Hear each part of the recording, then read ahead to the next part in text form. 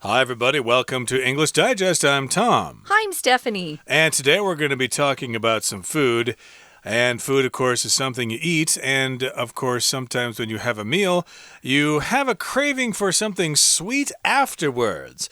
And so we're talking about something called dessert stomachs. I had not heard this term myself before, but the way I heard about this was that, you have your dinner or something, and then the host says, hey, I hope you have room for dessert, because Western tradition, at least American tradition, requires that we have a dessert, a piece of cake or some ice cream or a piece of pie or whatever after our meal. Yeah, if someone invites you over, they've always prepared dessert for you. So they'll either say that or save some room for dessert later. But when I go to a restaurant, I never have space for dessert. And so if I go to a particular restaurant just for the dessert, I won't order a main meal. I'll just order dessert because my stomach is too small. I can't eat both. So, yeah, sometimes I literally go to a restaurant and I just order like their hot fudge sundae, which is my favorite thing in the whole world. But, yeah, the truth behind dessert stomachs. Notice, guys, this is not our food unit. This is our research unit, which I love because instead of just talking about boring science, which sometimes to me it's kind of boring, but not always. We've had some really cool articles. This gives us a chance to talk about food again. It's very interesting. I had never heard about this, but it makes sense to me now that I've read it. We're going to get started by reading through today's article, and then we'll be back.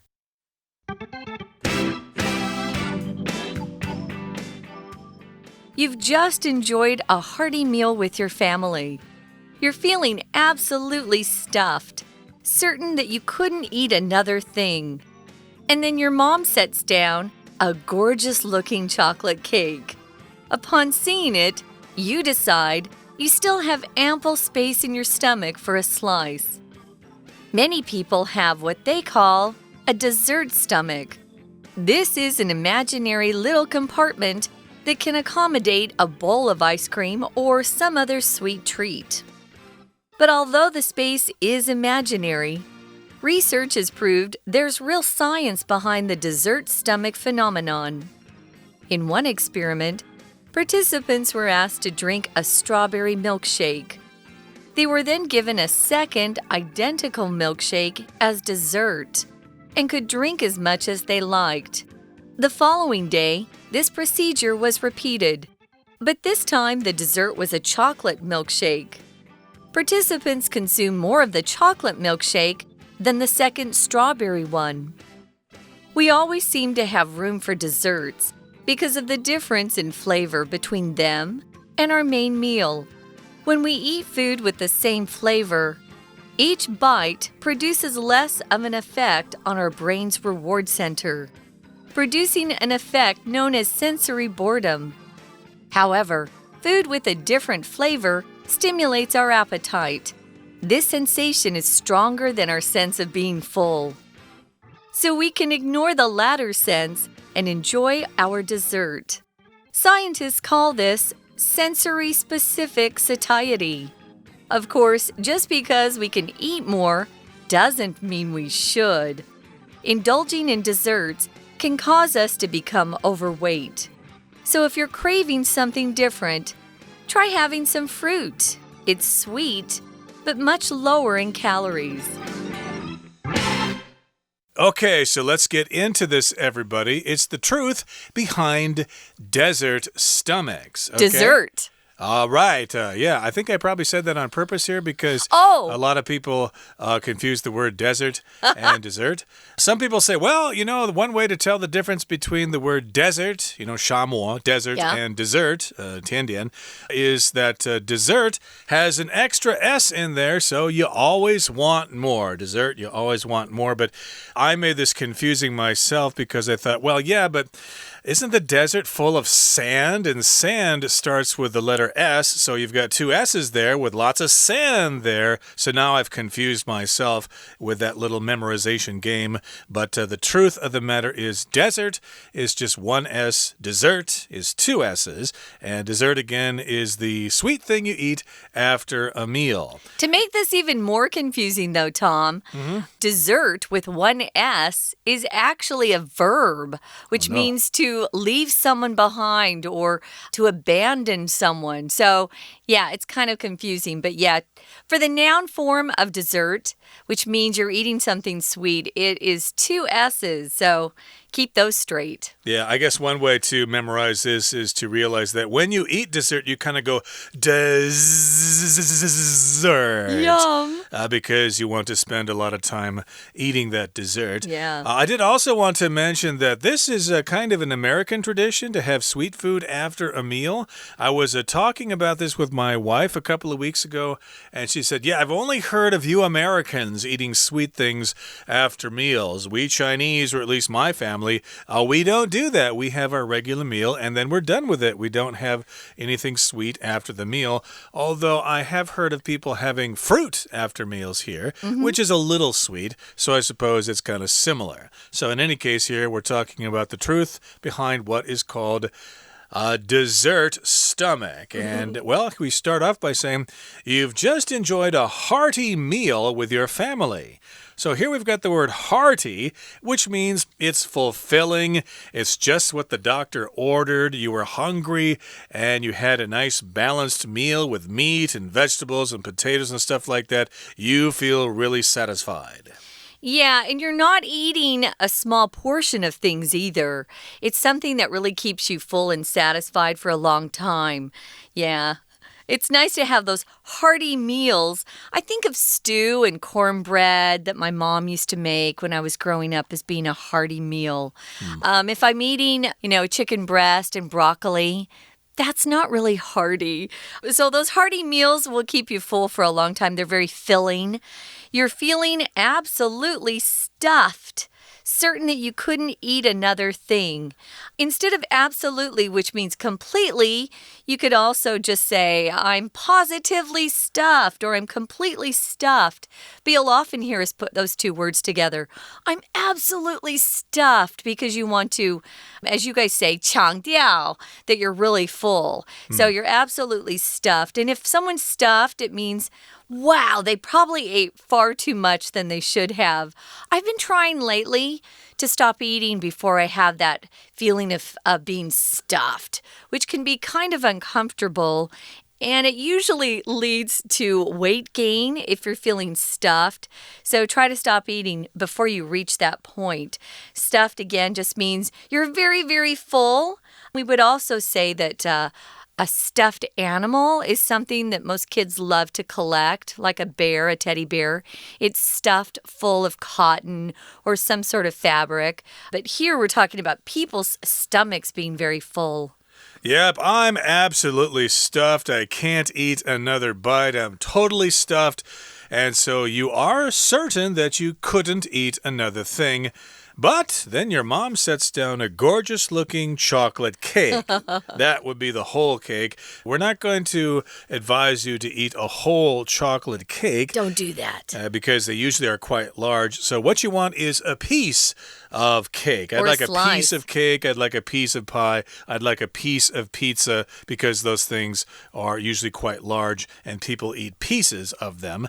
And upon seeing it, or when you see that chocolate cake, you decide you still have ample space in your stomach for a slice. Here's the word slice, but it's the same word as piece. I'd like a slice of cake. I'd like a piece of cake. Same thing. Ample just means more than enough. Not just sufficient, but more than enough. So I have ample time to finish my report before it's due tomorrow. Or I have ample food at home in case the typhoon comes and we can't go outside for a while. Here you have ample space in your stomach for a slice. It's kind of weird, isn't it? You've just had a big meal, but then you see that dessert come. Sometimes they come by your table if you're in a restaurant, at least in America, and they show you a selection of desserts. Right. And your mouth will start watering like you're actually hungry because it looks so good. Sometimes you can just share or split a dessert with somebody. You know, sometimes with my sisters, we'll just share a piece of chocolate pie or a piece of apple pie, depending on what they have. Yeah, so you don't have to eat the whole thing by yourself. Just split something or share it. Okay, so yeah, you might actually find room in your tummy for a slice of cake there. Well, many people have what they call a dessert stomach. What is that? Well, this is an imaginary little compartment that can accommodate a bowl of ice cream or some other sweet treat. So yes, you've just had a meal of steak and potatoes and Yum. vegetables and stuff like that, maybe with a salad and some cranberry sauce or whatever, and you're stuffed. You're full. You couldn't eat another bite. But still, some people have what they call a dessert stomach. What is that? Well, it's imaginary. It's not really there. If something's imaginary, it's in your imagination. You just think it's there, but it's not really there. Sometimes kids have imaginary friends or imaginary pets that they take with them. I have an imaginary friend called Jake that I talk to all the time. Hey, Jake, can you help me make this decision? Oh, sure. Hey, Tom, what do you want? See, that's my imaginary friend. You still have an imaginary friend, Tom. No, I'm just using that as an example here. I'm not nuts or anything. Kids do, though. They have those a lot. Yeah, and in any case here, though, for people who want to have that extra piece of cake, they're going to have that imaginary little compartment. Compartment is kind of a space inside of a larger space. You might have a small compartment inside your apartment to keep things in, to store things in. And so this little compartment or this little container can accommodate a bowl of ice cream or some other sweet treat. You could still fit that in.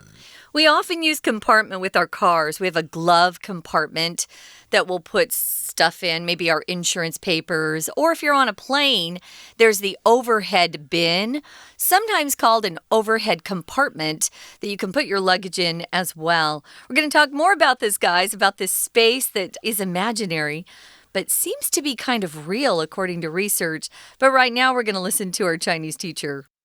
大家好，我是 Olive， 现在要进行第10单元的中文讲解。不知道大家有没有过这种经验？明明已经吃饱了，看到甜点却还是想吃，仿佛放甜点的胃是另外一个。不过这个现象的背后有着科学的原理。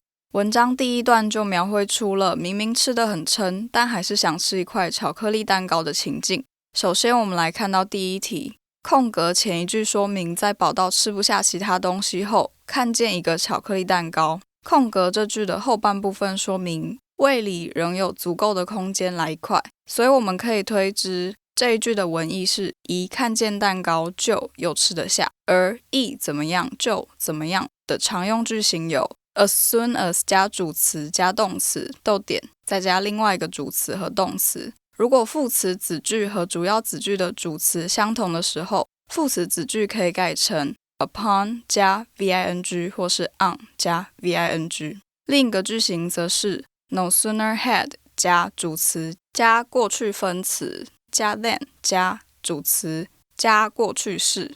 这边用逗点将主要子句和副词的部分隔开，而且两个子句的主词都是 you， 所以答案就选 A upon seeing。文章第二段说明一场证实甜点胃这个现象的实验。我们来看到第二题，文章第一段描绘出一个情境，也就是吃饱后胃里仍有足够的空间来一块巧克力蛋糕。空格这一句说明甜点胃是一个假想的小空间，所以我们就能推测说这个空间可以容下一碗冰淇淋或其他甜点，所以答案就选 D accommodate。 We're going to take a quick break. Stay tuned. We'll be right back.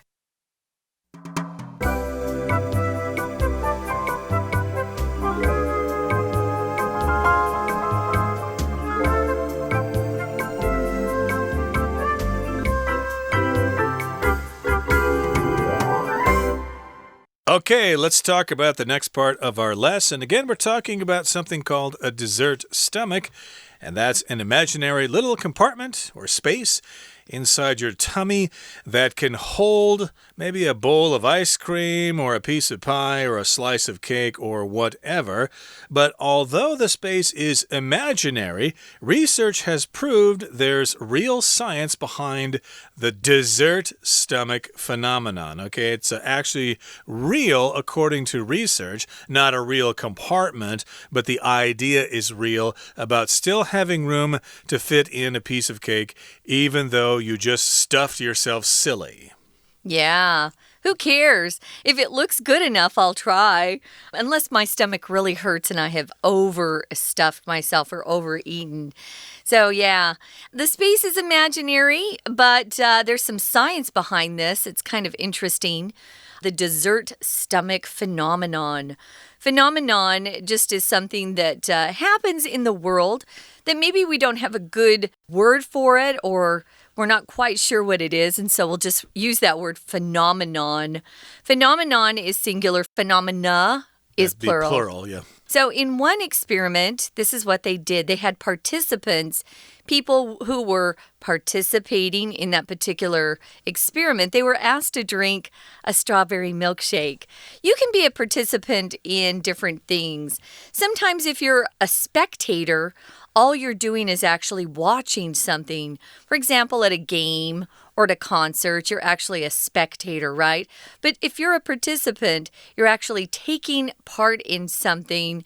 Could be an experiment. You could be maybe asked to come on stage during a magic show and help participate in some sort of magic trick. Then you're not just a spectator, you're a participant. Okay, so these are people who took part in this survey or in this research. They were participants, and they had to drink a strawberry milkshake. A milkshake is a drink. It's usually sweet. It's made with, in this case, strawberries, maybe mixed with milk and ice cream, and whipped up in a blender until it's kind of frothy. And that can be quite tasty. I don't think you like strawberry milkshakes, though, do you? Don't love, no. It's weird, but I like vanilla milkshakes. Is that weird? Yeah, vanilla milkshakes exist, and also chocolate milkshakes. There may be other flavors as well. Okay, so again, these participants had a strawberry milkshake, and then they were given a second identical milkshake as dessert, and could drink as much as they like. So here's one strawberry milkshake, and now you can have another.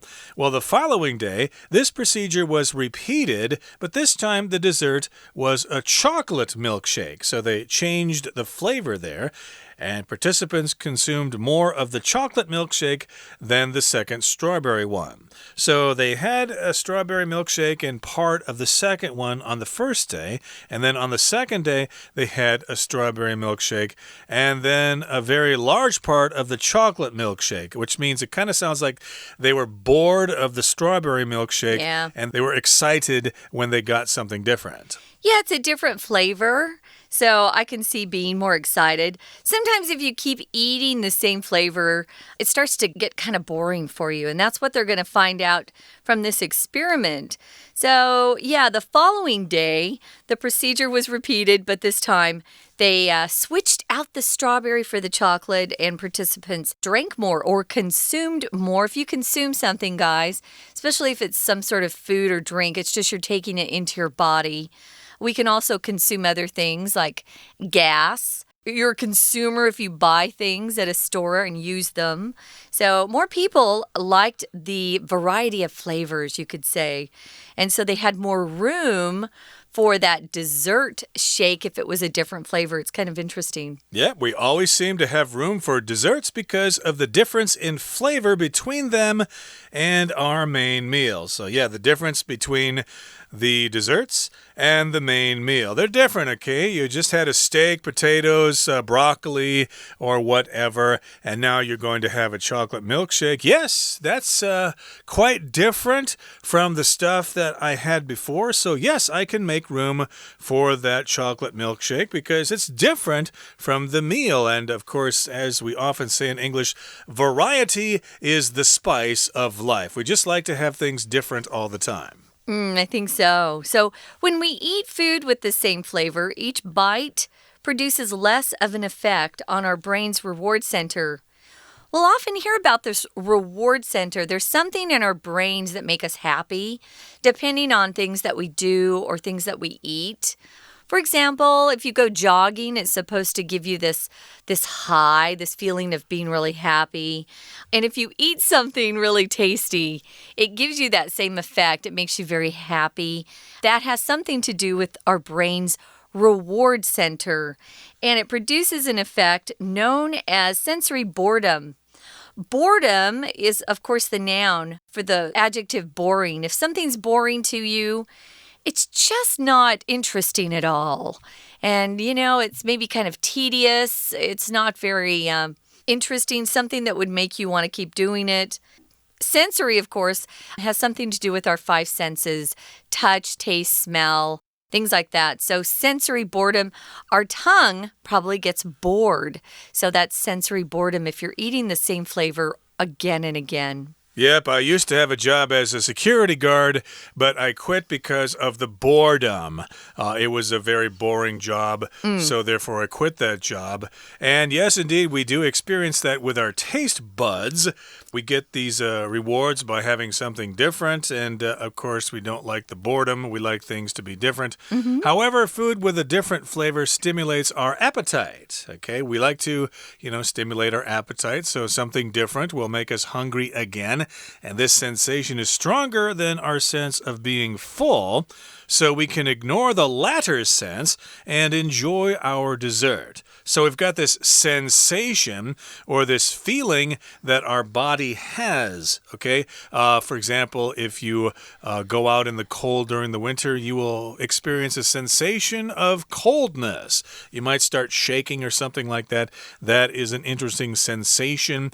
And this sensation of wanting something different is actually stronger than the sense of being full. So in other words, hey, I'm full already, but I could still eat some more because it's a different sensation.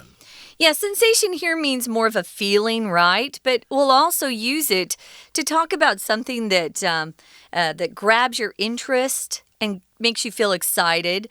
If something's sensational, it's really great and lots of fun. Or someone, especially a new singer, can be described as being a singing sensation. Someone who's really getting a lot of attention because they're fun to go and listen to or watch perform. So this feeling is stronger, this sensation stronger than our sense of being full. That always happens when we see something really tasty, I would think. So we can ignore that latter sense of feeling full and just enjoy our dessert. And scientists are calling this sensory-specific satiety. Satiety is kind of a gougy word, I must say. I didn't really hear about it until I was watching a YouTube video. This weightlifter, it's a female. I like to follow her YouTube videos. And she kept talking about satiety. It just means the sensation of feeling full.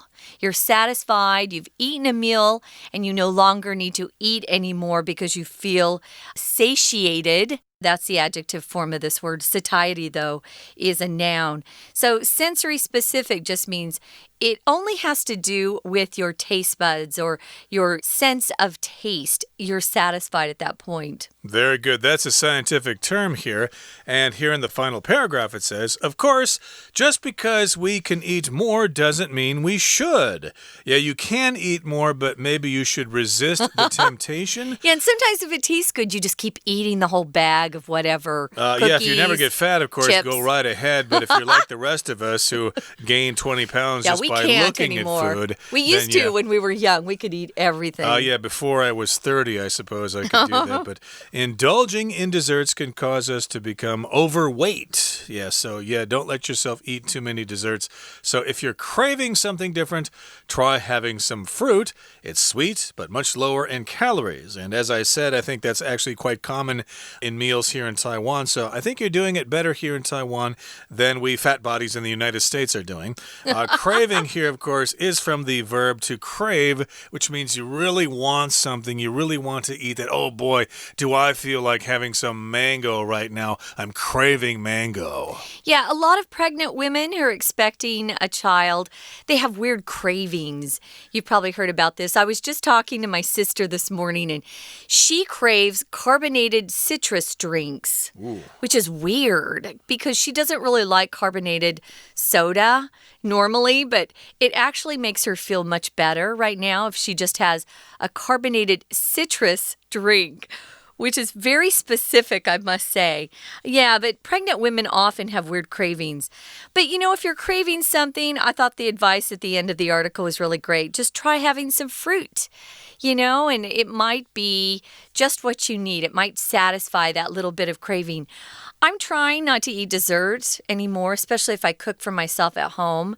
But if I do have that little bit of craving, I try to keep a box of some sort of fruit in my refrigerator and get that instead of, ordering a piece of cake or something. Yeah, be careful with fruit, though. Some kinds of fruit are much sweeter than others. Totally. I think guava is okay. Don't eat a box of cherries, for example. Exactly.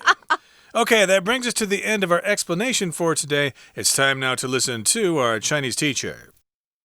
我们来看到第3题，这个空格后2句说明，比起第2杯的草莓奶昔，参与者喝了更多的巧克力奶昔，所以我们就可以推知，他们在第1场实验中喝完1杯草莓奶昔后，又被给了1杯完全相同的奶昔作为甜点，所以答案就选 B, identical。文章第3段解释了感官特定饱足感的定义。